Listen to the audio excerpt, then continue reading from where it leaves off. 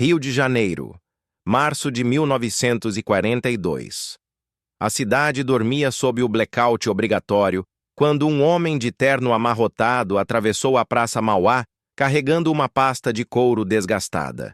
Seu nome era João Alberto Lins de Barros, e dentro daquela pasta estava um segredo que mudaria o curso da guerra no Atlântico Sul. Nas últimas 6 semanas, ele havia infiltrado a maior rede de espionagem nazista operando em solo brasileiro.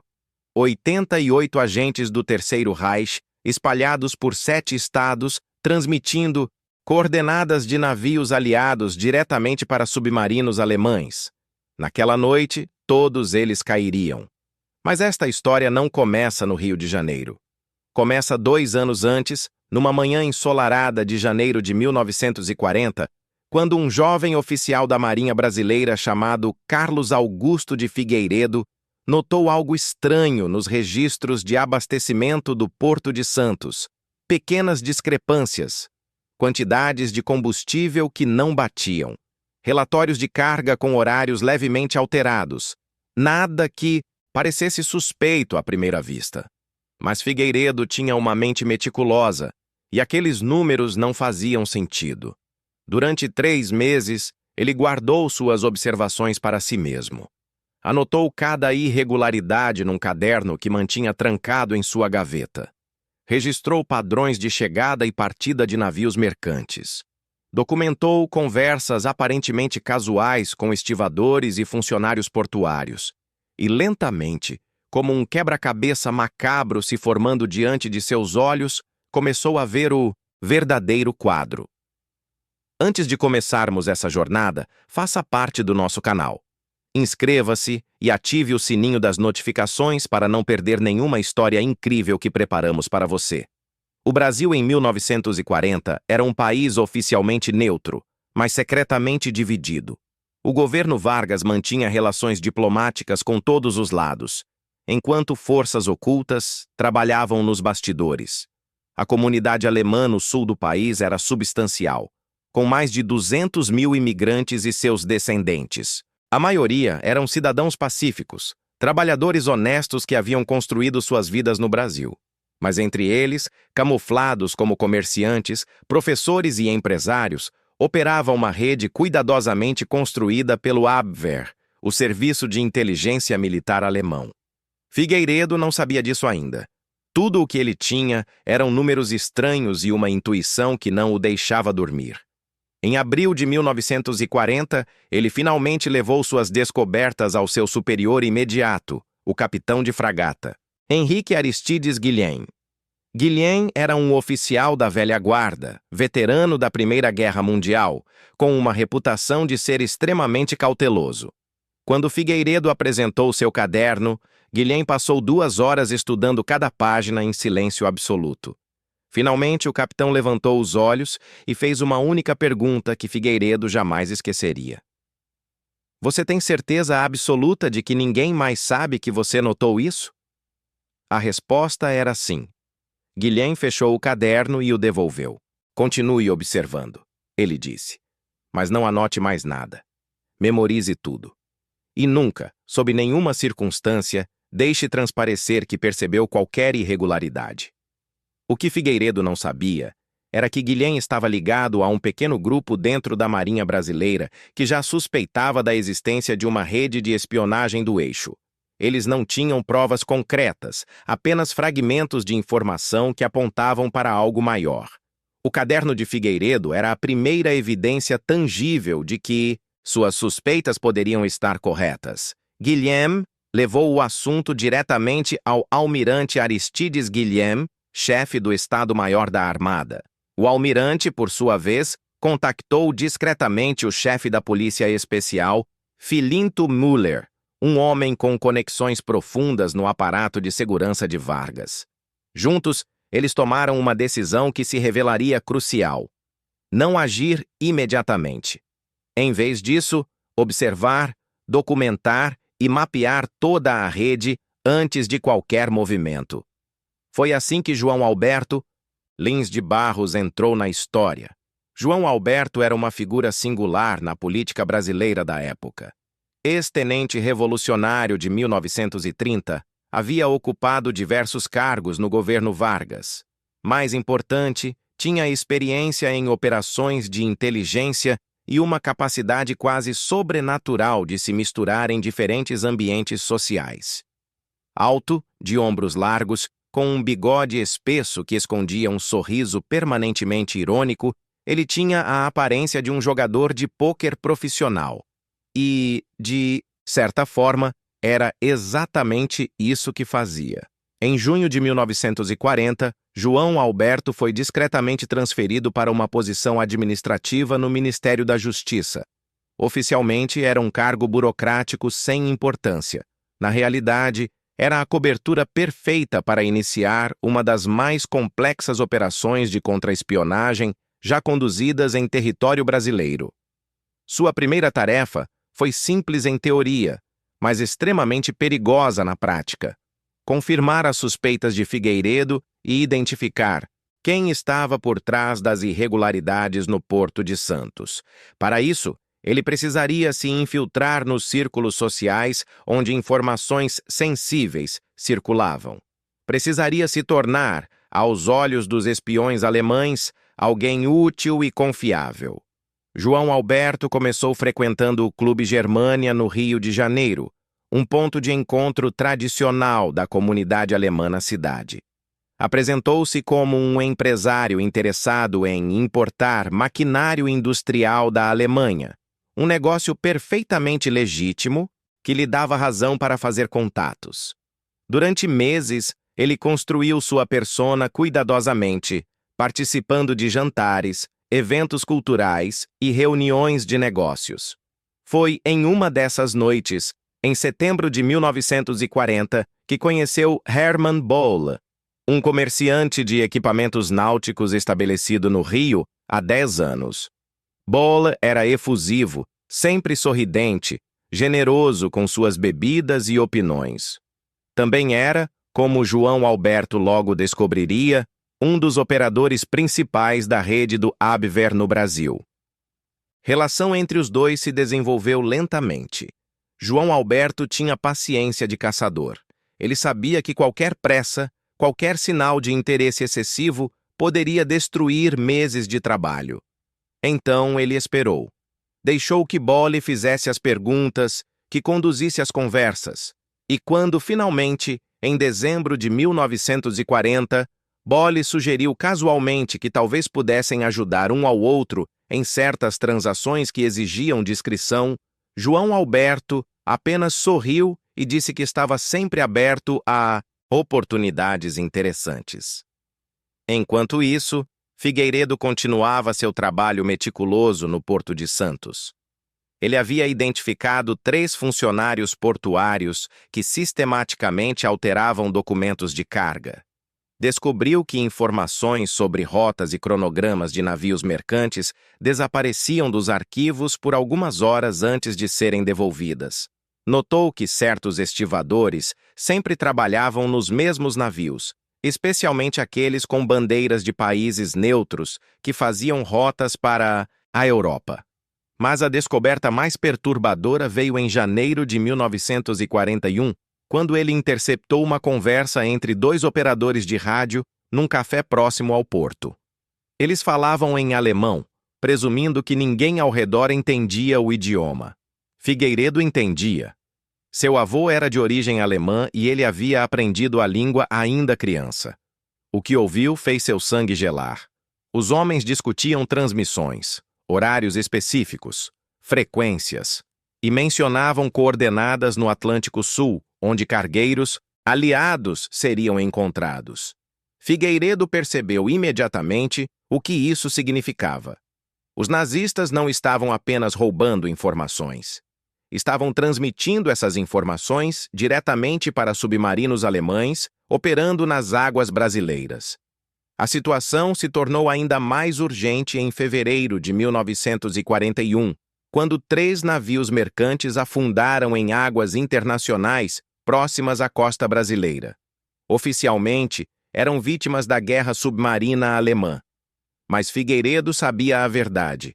Aqueles navios Haviam sido caçados com precisão cirúrgica. Alguém havia informado aos submarinos exatamente onde eles estariam e quando. Guillaume levou essas informações ao grupo de contra-espionagem que agora incluía João Alberto. A decisão foi tomada. Era hora de expandir a operação. Precisavam mapear toda a rede, identificar cada agente, cada transmissor de rádio, cada ponto de coleta de informações. E precisavam fazer isso sem alertar os alemães de que estavam sendo observados. João Alberto recebeu recursos adicionais. Uma pequena equipe de agentes de confiança foi discretamente colocada à sua disposição. Tecnologia de interceptação de rádio, ainda primitiva pelos padrões modernos mais eficaz, foi instalada em pontos estratégicos do Rio de Janeiro e São Paulo. E lentamente, como uma teia de aranha se revelando sob luz ultravioleta, a rede nazista começou a aparecer. Bolle, como suspeitado, era um operador importante, mas não era o líder. Através dele, João Alberto foi apresentado a outros membros da rede. Um engenheiro chamado Ernst Ramuz, que trabalhava para uma empresa de telecomunicações e tinha acesso a equipamentos de transmissão. Um professor de alemão chamado Friedrich Kempter, que usava sua escola como ponto de encontro para passar mensagens codificadas. Uma costureira austríaca chamada Elise Weber, que operava uma rede de informantes entre empregadas domésticas que trabalhavam em casas de oficiais da Marinha. Cada nome levava a outros nomes. Cada encontro revelava novos pontos na rede. João Alberto documentava tudo meticulosamente.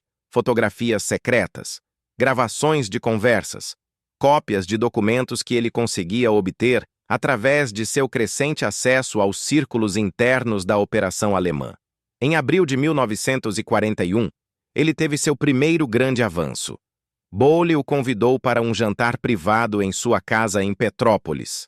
Ali, num escritório discreto, João Alberto viu pela primeira vez um transmissor de rádio de onda curta em operação. Bolle estava enviando uma mensagem codificada. Quando terminou, ele se virou para João Alberto e explicou com orgulho mal disfarçado que aquela transmissão chegaria a Berlim em menos de 2 horas.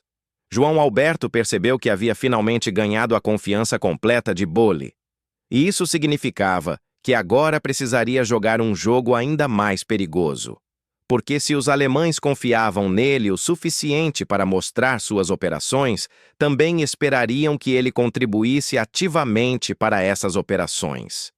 Nas semanas seguintes, João Alberto começou a fornecer informações aos alemães.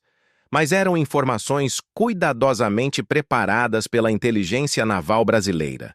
Dados verdadeiros o suficiente para parecerem legítimos, mas inúteis em termos estratégicos. Horários de navios que já haviam partido. Rotas de cargueiros que transportavam carga não essencial. Nomes de oficiais que estavam prestes a ser transferidos. Os alemães aceitaram essas informações avidamente e a credibilidade de João Alberto só aumentou. Enquanto isso, a equipe de interceptação de rádio estava fazendo descobertas alarmantes.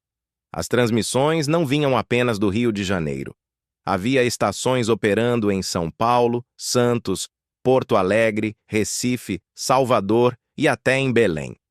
A rede era muito maior do que qualquer um havia imaginado. E mais sofisticada. Os alemães usavam um sistema elaborado de códigos que mudava regularmente. Empregavam transmissões curtas para evitar detecção por triangulação. Operavam em horários diferentes para confundir monitoramento. Tinham rotas de fuga preparadas e identidades alternativas prontas. Era uma operação de nível profissional, dirigida por pessoas que sabiam exatamente o que estavam fazendo. Em junho de 1941, Figueiredo fez outra descoberta crucial. Ele identificou o navio que os alemães usavam para receber agentes e equipamentos.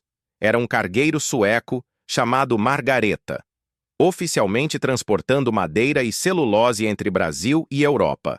Mas Figueiredo notou que o navio fazia escalas não programadas em pequenos portos ao longo da costa brasileira. E sempre que fazia essas paradas, novos transmissores de rádio apareciam em cidades próximas. A Margareta era a linha de suprimento, e seu capitão, um homem chamado Lars Nordström, era, na verdade, um oficial do Abwehr, usando identidade falsa. O verdadeiro Nordström havia morrido num acidente de navegação 2 anos antes na Suécia. Os alemães haviam assumido sua identidade com perfeição documental. Guilhem queria interceptar o navio imediatamente, mas João Alberto argumentou contra. Se pegassem apenas o navio, os alemães em terra seriam alertados e desapareceriam. Precisavam deixar a Margareta operar livremente até terem mapeado absolutamente toda a rede. Então poderiam cortar todas as cabeças da Hidra simultaneamente. Foi uma decisão difícil. Significava permitir que a espionagem continuasse. Significava que mais navios poderiam ser afundados.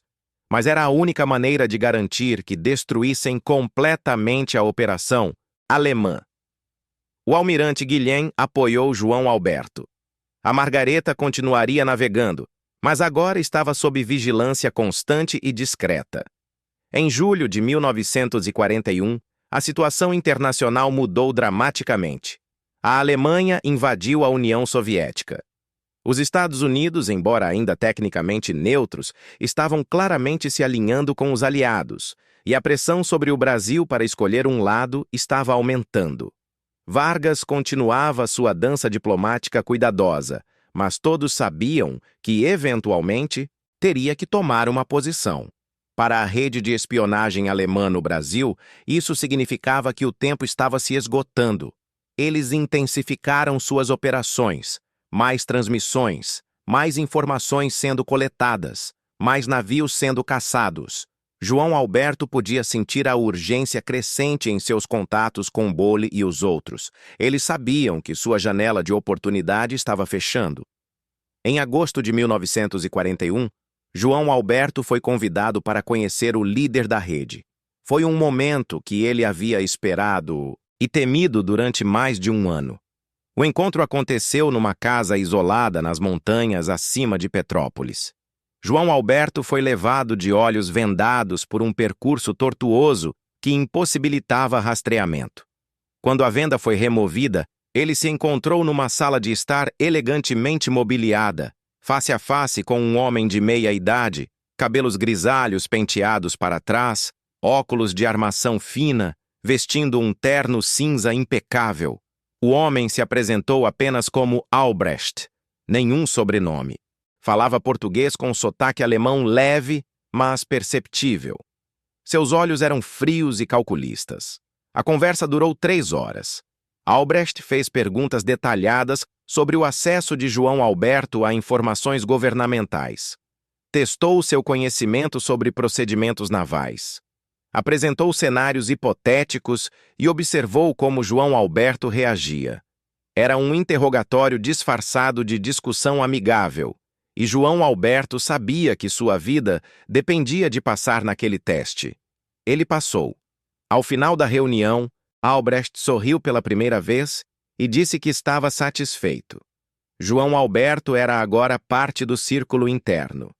Teria acesso a operações de alto nível, seria informado sobre missões especiais e seria muito bem compensado financeiramente por suas contribuições.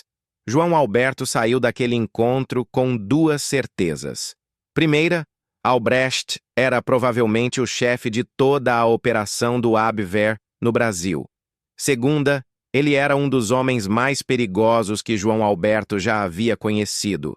Não havia nenhum idealismo nele, nenhuma paixão pelo nazismo.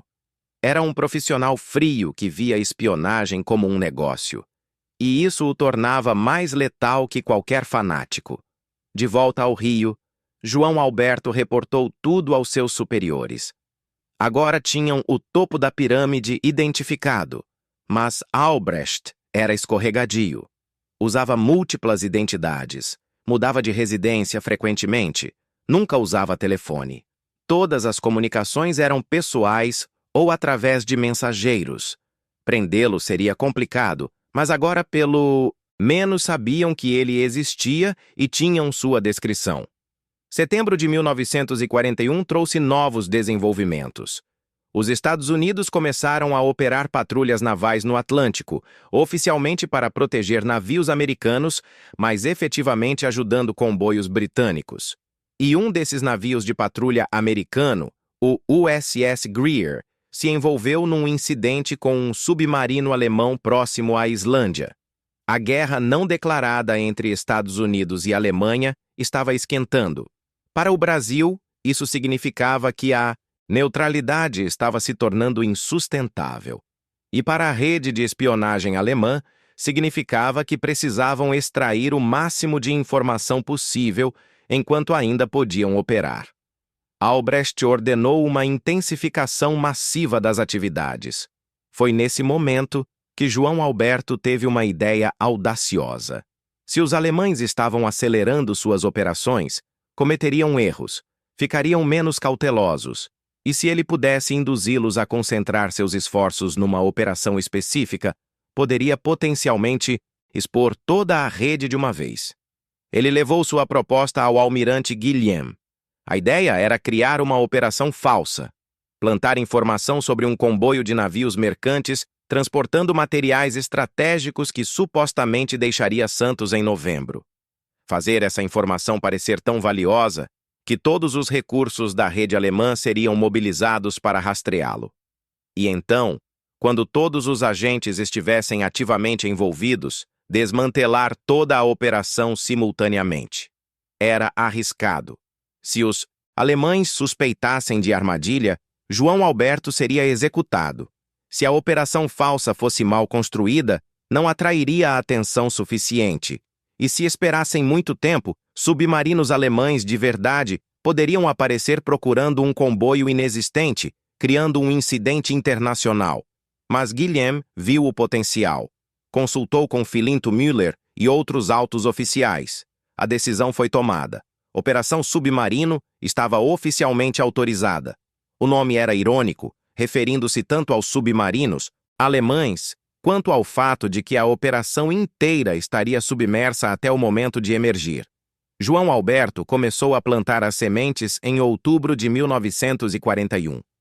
Mencionou casualmente a Bolle que havia ouvido rumores sobre um comboio especial sendo organizado. Deixou escapar detalhes vagos em conversas com outros membros da rede. Fez com que parecesse informação que ele estava tentando confirmar, não informação que estava oferecendo voluntariamente. A isca funcionou. Albrecht pessoalmente contactou João Alberto e pediu mais detalhes. João Alberto fingiu relutância inicial, depois, gradualmente, forneceu informações mais específicas. 15 navios mercantes, carregamento de borracha, minério de manganês e cristais de quartzo, todos materiais críticos para a indústria bélica. Destino: Liverpool, via rota do Atlântico Sul. Data de partida: 23 de novembro. Os alemães morderam a isca completamente. Toda a rede foi mobilizada. Agentes em Santos foram instruídos a confirmar a presença dos navios. Operadores de rádio em São Paulo e Rio receberam ordens de transmitir atualizações diárias. Informantes foram ativados para coletar qualquer detalhe adicional. A rede inteira estava vibrante de atividade. E enquanto isso, a contra-inteligência brasileira documentava cada movimento. Cada transmissão era interceptada e gravada. Cada encontro entre agentes era fotografado. Cada mensageiro era seguido. Em 3 semanas, eles mapearam 88 agentes ativos, 17 transmissores de rádio, 32 pontos de encontro e 6 rotas de fuga. João Alberto teve uma última reunião com Albrecht em 15 de novembro. O alemão estava visivelmente excitado, mais animado do que João Alberto jamais o havia visto. Aquele comboio, ele disse, seria o maior golpe da rede. As informações já estavam sendo transmitidas para Berlim. Submarinos estavam sendo posicionados. Quando aqueles navios saíssem de Santos, seriam recebidos por uma matilha de lobos do Atlântico. Albrecht apertou a mão de João Alberto calorosamente e disse que sua contribuição para a causa alemã nunca seria esquecida. João Alberto sorriu e disse que estava apenas fazendo seu trabalho. Foi a última vez que os dois se encontraram.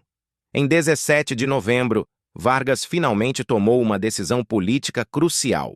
Em resposta aos crescentes ataques alemães contra navios brasileiros e à pressão diplomática americana, o Brasil rompeu relações diplomáticas com as potências do eixo.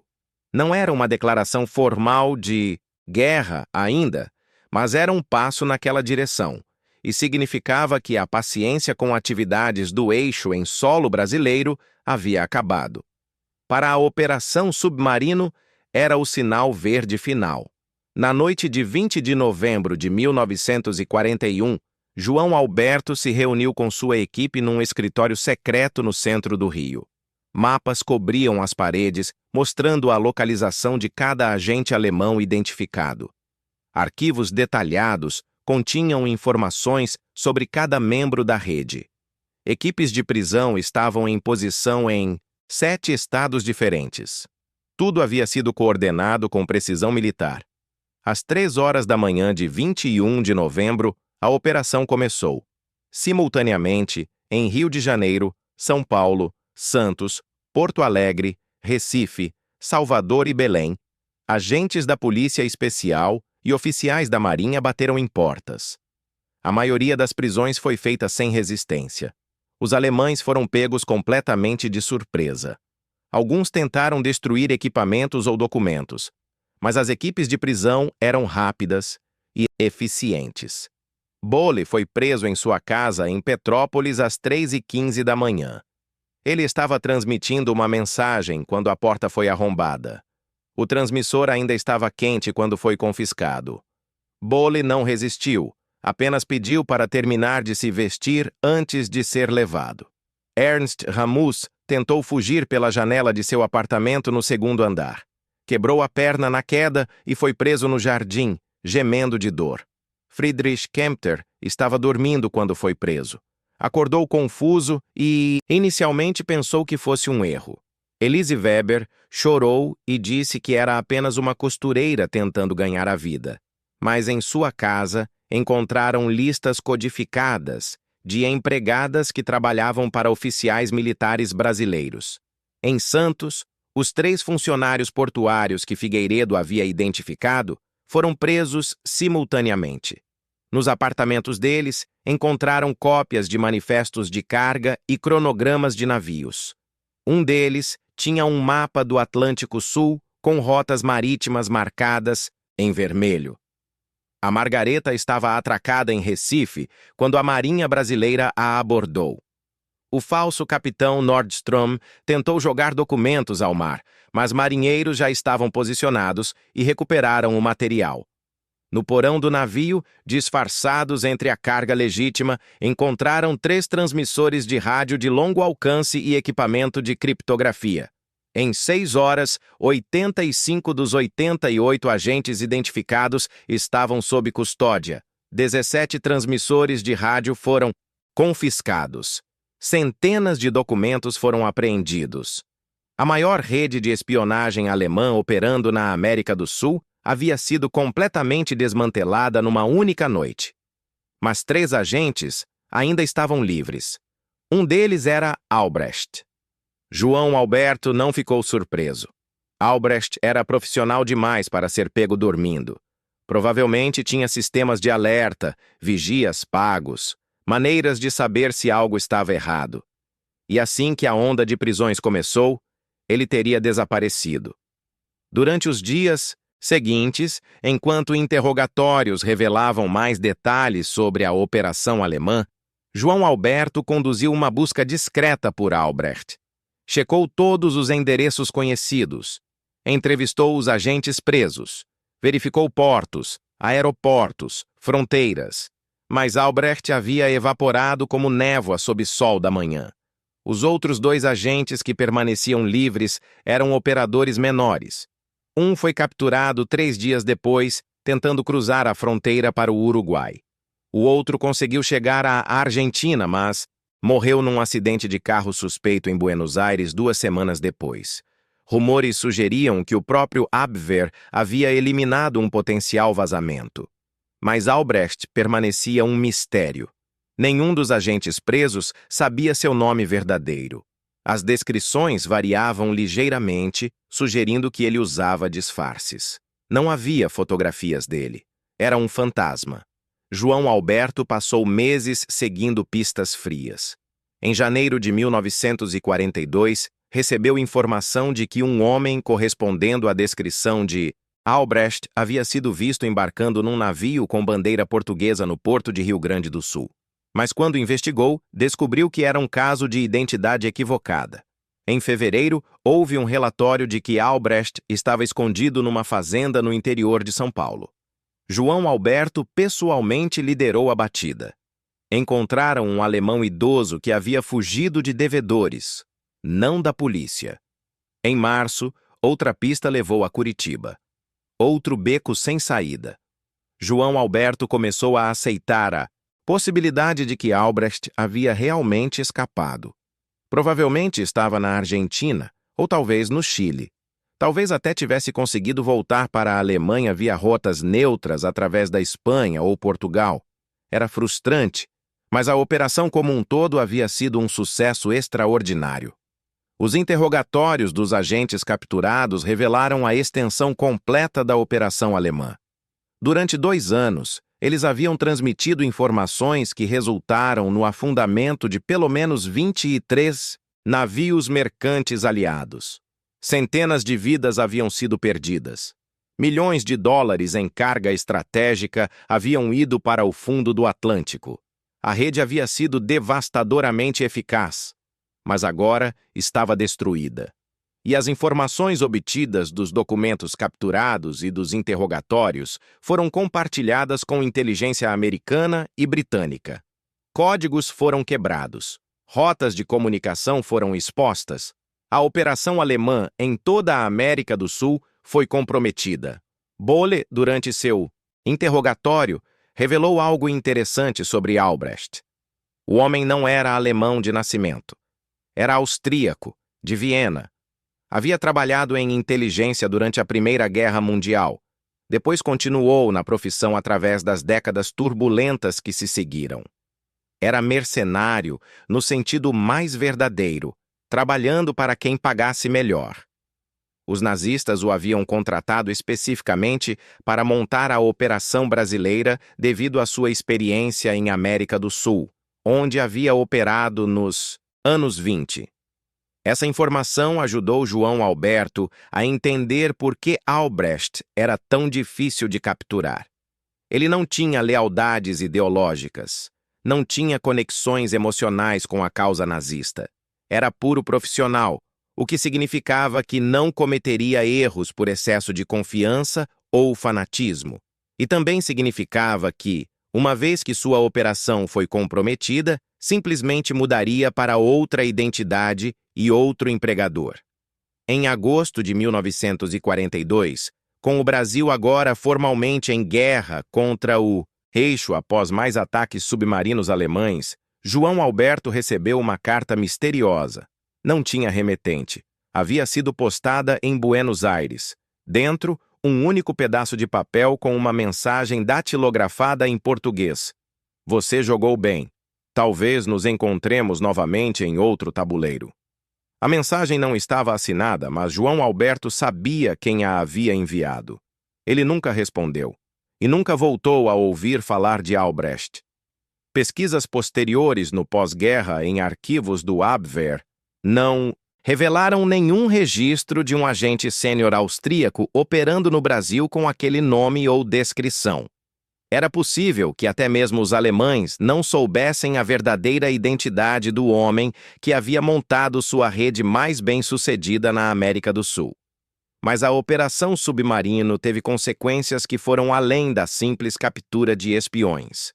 As informações obtidas durante a operação permitiram que a inteligência aliada identificasse padrões nas táticas de submarinos alemães no Atlântico Sul. Rotas foram alteradas, sistemas de comboio foram melhorados, coordenação entre marinhas aliadas foi intensificada. Nos 6 meses seguintes ao desmantelamento da rede, as perdas de navios mercantes no Atlântico Sul caíram 43%. Não era apenas porque a fonte de informação alemã havia sido eliminada. Era porque as lições aprendidas sobre como a rede operava informaram mudanças táticas mais amplas. Figueiredo, o jovem oficial cuja observação meticulosa havia iniciado tudo, recebeu promoção e foi transferido para a inteligência naval permanentemente. Ele continuaria trabalhando em operações de contra-espionagem durante o resto da guerra, eventualmente tornando-se um dos principais especialistas brasileiros em segurança portuária. Guilhem foi promovido a almirante e desempenhou papel crucial na reorganização dos serviços de inteligência naval brasileiros. As lições da Operação Submarino foram codificadas em novos protocolos e procedimentos que permaneceriam em uso por décadas. João Alberto, por sua natureza, nunca recebeu reconhecimento público. A Operação Submarino permaneceu classificada durante anos. Oficialmente, as prisões foram atribuídas à investigação policial de rotina. A verdadeira extensão e complexidade da operação só seria revelada décadas depois, quando documentos foram finalmente desclassificados. Mas entre os profissionais de inteligência, a Operação Submarino tornou-se lendária. Foi estudada em academias militares como exemplo de contra-espionagem bem-sucedida. O padrão de infiltração prolongada, mapeamento meticuloso e ação coordenada simultânea tornaram-se modelo para operações semelhantes. João Alberto continuou no Serviço de Inteligência Brasileiro, trabalhando em várias operações durante e depois da guerra. Nunca falou publicamente sobre a Operação Submarino. Quando ocasionalmente perguntado, simplesmente sorria seu sorriso irônico e dizia que havia trabalhado em administração durante a guerra. Morreu em 1955, levando consigo muitos segredos que nunca compartilhou. Dos 85 agentes capturados, a maioria passou o resto da guerra em campos de internamento no interior do Brasil. Alguns foram eventualmente deportados. Outros, cujos crimes eram considerados menos sérios, foram libertados após o fim da guerra, mas permaneceram sob vigilância. Boll especificamente passou 4 anos em internamento. Depois voltou para a Alemanha destruída do pós-guerra. Morreu obscuramente em Hamburgo em 1963. A DAS Margareta foi confiscada pelo governo brasileiro e rebatizada. Serviu como navio de transporte costeiro durante o resto da guerra. O falso capitão Nordström, cujo nome verdadeiro nunca foi definitivamente estabelecido, foi mantido em custódia separada devido ao seu conhecimento de operações do Abwehr.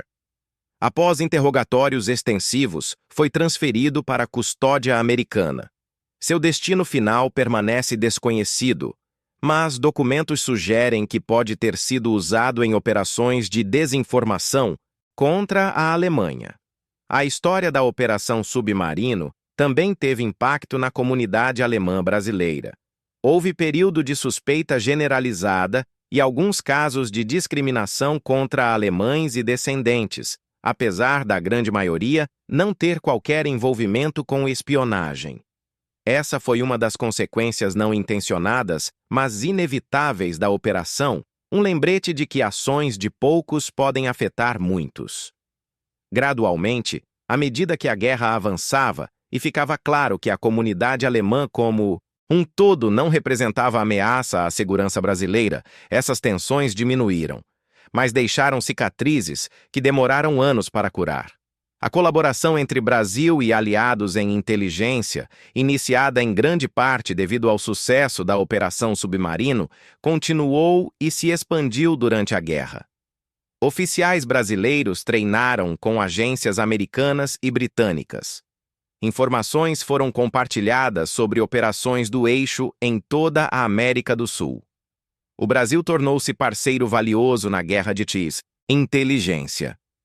Em 1944, quando tropas brasileiras finalmente foram enviadas para combate na Itália como parte da Força Expedicionária Brasileira, elas contavam com apoio de inteligência muito mais sofisticado do que teria sido possível sem as lições e conexões estabelecidas através de operações como a Operação Submarino. Mas talvez o legado mais importante da operação tenha sido a lição sobre vigilância e paciência. João Alberto e sua equipe poderiam ter agido muito mais cedo. Poderiam ter prendido Bole e outros assim que tiveram evidências contra eles. Mas escolheram esperar, observar, mapear toda a rede antes de agir. Essa paciência foi o que permitiu desmantelar toda a operação de uma vez. É uma lição que permanece relevante em operações de inteligência até hoje. A tentação de agir rapidamente, de conseguir vitórias fáceis, é sempre forte. Mas as vitórias verdadeiramente significativas frequentemente exigem o tipo de paciência meticulosa que João Alberto demonstrou. Havia também a questão do custo. Durante os meses em que a Operação Submarino estava em desenvolvimento, navios continuaram sendo afundados com informações da rede alemã. Vidas foram perdidas. É uma das questões morais mais difíceis em operações de inteligência. Quanto dano você permite acontecer no curto prazo para prevenir dano maior no longo prazo? Não há resposta fácil. João Alberto lutou com essa questão durante toda a operação e pelo resto de sua vida. Os documentos capturados durante a Operação Submarino também revelaram detalhes fascinantes sobre como a rede alemã foi estabelecida. Albrecht havia chegado ao Brasil em 1938, quase 2 anos antes da guerra começar na Europa. Viera com documentação austríaca, apresentando-se como empresário fugindo da anexação da Áustria pela Alemanha. Era cobertura perfeita, dando-lhe razão para estar no Brasil e imunidade contra suspeitas de lealdade nazista. Durante 18 meses, ele simplesmente viveu em São Paulo, estabelecendo negócios legítimos, fazendo contatos, integrando-se na sociedade. Somente após o início da guerra, ele começou recrutando agentes, e fez isso com extrema celetude. Evitou membros óbvios do Partido Nazista no Brasil, preferindo recrutar pessoas que tinham necessidades financeiras ou rancores pessoais contra os aliados. Bole, por exemplo, havia perdido negócios significativos quando a Grã-Bretanha bloqueou o comércio alemão no início da guerra. Ernst Ramos tinha irmão morto em bombardeio britânico em Hamburgo. Friedrich Kempter era oportunista puro, motivado apenas por dinheiro. Albrecht entendia motivação humana e explorava-a com expertise de psicólogo. A estrutura celular que ele estabeleceu era sofisticada. Agentes individuais frequentemente não sabiam da existência de outros agentes.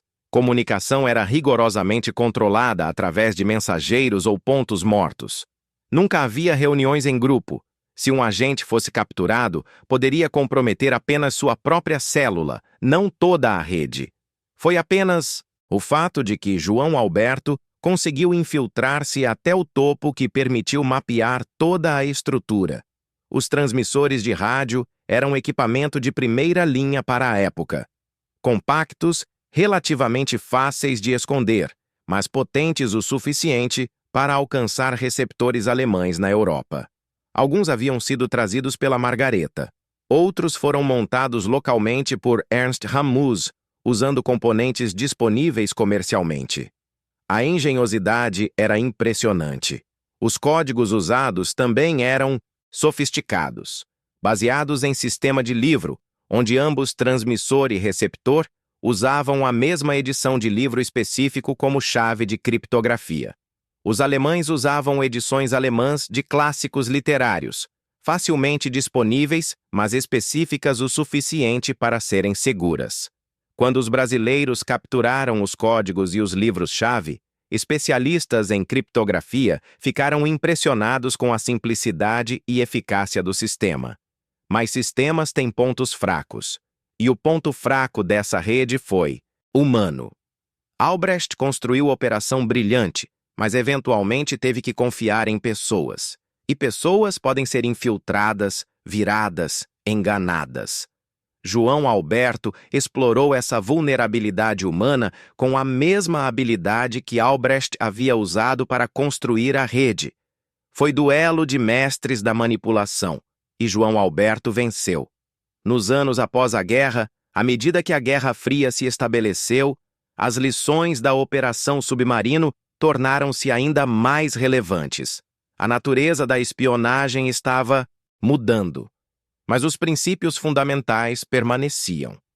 A necessidade de paciência, a importância de mapear redes inteiras antes de agir, o valor de infiltração profunda. Essas lições foram passadas para a nova geração de oficiais de inteligência. Houve tentativas posteriores de rastrear Albrecht. A CIA, trabalhando com agências sul-americanas, conduziu várias investigações nas décadas de 50 e 60. Houve relatórios não confirmados de que ele havia trabalhado brevemente para a inteligência argentina, depois para serviços israelenses e, eventualmente, para soviéticos. Mas nada foi definitivamente comprovado. O homem permaneceu fantasma. É possível que ele tenha simplesmente se aposentado após o fracasso no Brasil. Com a idade que teria em 1942, provavelmente já estava nos 50 anos. Talvez tenha decidido que era hora de desaparecer permanentemente, viver últimos anos em anonimato confortável em algum lugar. Ou talvez tenha morrido logo depois, vítima da violência que caracterizou a América do Sul no pós-guerra. João Alberto, nos raros momentos em que discutiu o caso com colegas de confiança, sempre disse que acreditava que Albrecht havia sobrevivido e provavelmente vivido até a idade avançada. Homens assim, ele dizia, não morrem facilmente. São sobreviventes por natureza e profissão. Preferem imaginar, ele continuava, que Albrecht passou últimos anos numa vila na costa argentina ou espanhola, tomando vinho e pensando em suas operações passadas com nostalgia, de artesão aposentado, pensando em suas melhores obras. Era a visão quase romântica de um adversário, mas também mostrava o respeito que João Alberto tinha pela habilidade profissional de Albrecht. Não havia ódio pessoal ali. Havia reconhecimento de que ambos eram jogadores no mesmo jogo e que, desta vez, um havia superado o outro. Para Figueiredo, a experiência da Operação Submarino moldou toda a sua carreira subsequente. Ele desenvolveu obsessão por detalhes, por padrões, por pequenas inconsistências que outros poderiam ignorar. Essa atenção meticulosa serviu-lhe bem durante décadas de trabalho em inteligência. Ele treinou gerações de oficiais, sempre enfatizando que grandes descobertas frequentemente começam com pequenas observações. A história de como ele notou primeiramente as discrepâncias no Porto de Santos tornou-se caso de estudo em academias de inteligência. Era exemplo perfeito de como análise cuidadosa de dados rotineiros pode revelar atividades ocultas. Na era moderna de análise de Big Data, essa lição é ainda mais relevante. Guilhem também usou as lições da Operação Submarino para reformar serviços de inteligência naval brasileiros. Ele estabeleceu protocolos para compartilhamento de informações entre diferentes agências, criou sistemas para verificação cruzada de inteligência, instituiu treinamento regular em técnicas de contra-espionagem. Muitas dessas mudanças permaneceram em vigor até a reforma abrangente dos serviços de inteligência brasileiros décadas depois. O impacto geopolítico mais amplo da Operação Submarino é mais difícil de quantificar, mas não menos real. O desmantelamento bem-sucedido da rede demonstrou capacidade e vontade do Brasil de combater atividades do eixo. Isso fortaleceu a posição do Brasil como aliado confiável e provavelmente influenciou a decisão americana de fornecer apoio substancial quando o Brasil finalmente enviou tropas para a Europa. A operação também enviou mensagem para outros países neutros ou hesitantes na América Latina. Mostrou que redes de espionagem do eixo não eram invencíveis, que podiam ser infiltradas e desmanteladas. Vários países, subsequentemente, intensificaram suas próprias operações de contra-espionagem, usando a Operação Submarino como modelo. Houve também consequências não intencionadas. O sucesso da operação pode ter tornado a Alemanha mais cautelosa em suas operações de inteligência na América do Sul, mas também tornou essas operações mais compartimentadas e difíceis de penetrar. A próxima geração de redes de espionagem alemãs aprendeu com os erros da rede brasileira. E havia a questão dos agentes de menor nível que foram capturados. Muitos eram pessoas que haviam sido recrutadas sob falsas pretensões ou coerção. Empregadas domésticas que pensavam estar apenas fazendo favores inocentes. Funcionários portuários que precisavam desesperadamente de dinheiro extra. Não eram espiões profissionais, eram pessoas comuns que fizeram escolhas ruins. O governo brasileiro, eventualmente, foi relativamente leniente com esses agentes menores. Após interrogatórios e internamento temporário, muitos foram libertados com avisos. Era reconhecimento de que nem todo envolvimento com espionagem é igual, que circunstâncias importam. Foi abordagem pragmática que permitiu focar recursos nos verdadeiros operadores profissionais. Mas para aquelas pessoas, mesmo anos de internamento deixaram marcas, famílias foram separadas, reputações foram arruinadas. Algumas nunca se recuperaram, completamente, vivendo o resto de suas vidas sob sombra de suas associações com rede alemã. Foi outro custo oculto da operação, raramente discutido nos relatos oficiais. João Alberto estava consciente desses custos. Em raras conversas sobre o assunto, ele expressava pesar pelas pessoas comuns que foram apanhadas na rede. Mas também insistia que não havia alternativa. A rede tinha que ser desmantelada completamente. Permitir que agentes menores continuassem livres teria arriscado a segurança da operação inteira. Eram escolhas difíceis, mas necessárias. A documentação capturada durante a Operação Submarino também revelou outras operações do Abwehr na América do Sul. Havia referências a redes na Argentina, Chile, Uruguai e Paraguai. Essa inteligência foi compartilhada com os países respectivos, levando a várias operações de contra-espionagem adicionais nos anos seguintes. A Operação Submarino foi como derrubar a primeira peça de dominó, iniciando série de ações que enfraqueceram significativamente capacidade de inteligência alemã em todo o continente. Houve também descoberta perturbadora nos documentos: planos para sabotagem. A rede não estava limitada à coleta de inteligência. Havia instruções detalhadas para sabotar instalações portuárias, refinarias de petróleo e linhas de comunicação em caso de Brasil entrar formalmente na guerra ao lado dos aliados. Explosivos haviam sido contrabandeados e escondidos em diversos locais. Agentes haviam sido treinados em técnicas de sabotagem. A descoberta desses planos levou à extensiva operação de busca de explosivos escondidos. Durante 6 meses após as prisões, equipes de busca procuraram em armazéns, casas abandonadas e locações remotas. Encontraram 4 esconderijos contendo dinamite, detonadores e instruções detalhadas. Se Brasil tivesse entrado na guerra sem desmantelar a rede primeiro, esses explosivos poderiam ter causado danos significativos e perda de vidas. Foi mais uma validação da decisão de permitir que a rede operasse enquanto era mapeada. A paciência de João Alberto não apenas desmantelou operação de espionagem, mas também preveniu campanha de sabotagem. Os interrogatórios de Boller foram particularmente reveladores. Uma vez que ficou claro que sua rede havia sido completamente comprometida, ele cooperou extensivamente.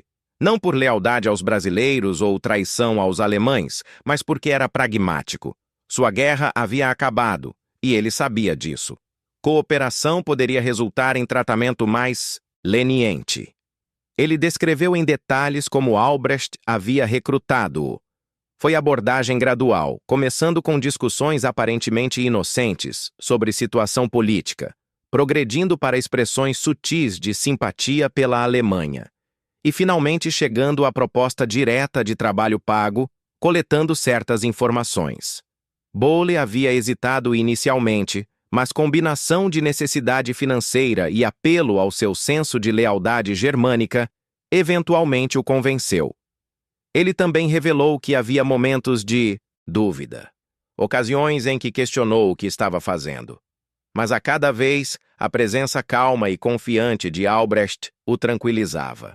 Albrecht tinha dom de fazer espionagem parecer não apenas aceitável, mas nobre. Descrevia como estar ajudando pátria em tempo de necessidade, não como traição ao país que o havia acolhido. Era manipulação psicológica sofisticada, e Bowley admitiu que havia caído completamente. Somente em retrospecto, sentado em cela de interrogatório, ele podia ver quão habilmente havia sido manipulado. Havia a admiração relutante em sua voz quando falava de Albrecht, misturada com ressentimento por ter sido usado. Ernst Ramus foi menos cooperativo. Manteve silêncio hostil durante semanas de interrogatório. Somente quando confrontado com evidências irrefutáveis e ameaça de acusações de traição, ele começou a falar. Mas mesmo então, forneceu apenas informações mínimas. Morreu em internamento em 1944, amargurado e não reconciliado. Friedrich Kempter, o professor, foi o mais ansioso para cooperar. Forneceu nomes, locais, detalhes operacionais, qualquer coisa que pensasse que poderia ajudar sua situação. Mas muito do que ele disse foi de valor limitado, porque ele era operador de nível relativamente baixo, sem acesso a informações de alto nível. Foi libertado após guerra e deixou o Brasil imediatamente voltando para a Alemanha. Elise Weber, a costureira, foi talvez a mais trágica das figuras capturadas. Viúva idosa que havia imigrado para o Brasil nos anos 20, ela havia sido recrutada através de apelo à lealdade germânica e necessidade de renda adicional. Suas contribuições para a rede foram modestas. Coleta de fofoca de empregadas domésticas. Mas, sob lei, ela era tão culpada quanto operadores mais sérios. Ela passou 3 anos em internamento. Quando finalmente foi libertada, estava quebrada em espírito. Morreu 6 meses depois. João Alberto, quando soube de sua morte, disse que era um dos custos que pesava em sua consciência. Ele entendia que ela teve que ser presa, mas isso não tornava sua morte menos triste. A história dos 88 agentes era, na verdade, história de 88 vidas diferentes. Alguns eram ideólogos comprometidos, verdadeiros crentes na causa nazista. Outros eram mercenários, motivados apenas por dinheiro. Muitos eram pessoas comuns que fizeram escolhas ruins, sob pressão ou necessidade. Cada um tinha sua própria história, suas próprias razões, suas próprias circunstâncias. A tendência em histórias de espionagem é simplificar, transformar agentes em vilões monolíticos. Mas realidade é sempre mais complexa. A Operação Submarino desmantelou rede de espionagem, mas também destruiu vidas, separou famílias, arruinou reputações. Esse é o custo humano de guerra de inteligência, raramente discutido, mas sempre presente. João Alberto entendia isso melhor que a maioria. Ele havia olhado esses homens e mulheres nos olhos. Havia jantado com eles, rido com eles, ganhado sua confiança. E então, os havia traído porque era seu trabalho. Não havia glória nisso, apenas necessidade. Era a visão mais matizada de espionagem que filmes e romances tipicamente apresentam. Nos anos seguintes, houve algumas tentativas de grupos pró-eixo remanescentes de retaliar contra aqueles envolvidos no desmantelamento da rede. João Alberto recebeu ameaças anônimas. Figueiredo foi seguido por período de tempo. Guilhem teve que aumentar segurança pessoal. Mas nenhum ataque sério foi tentado.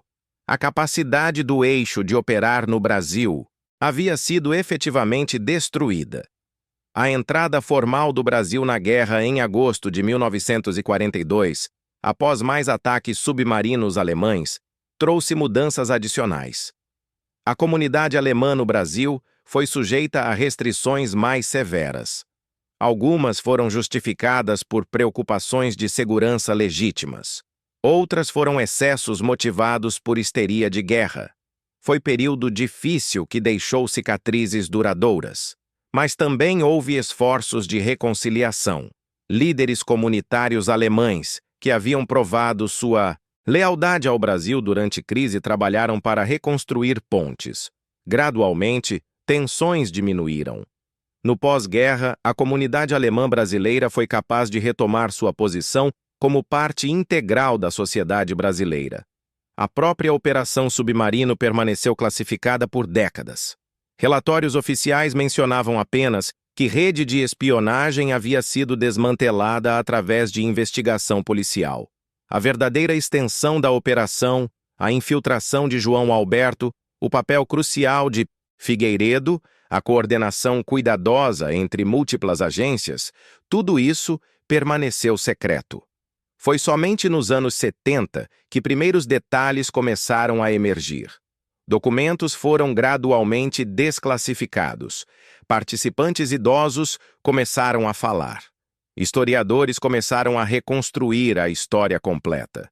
E lentamente, a Operação Submarino tomou seu lugar como um dos episódios mais notáveis de contra-espionagem na história brasileira.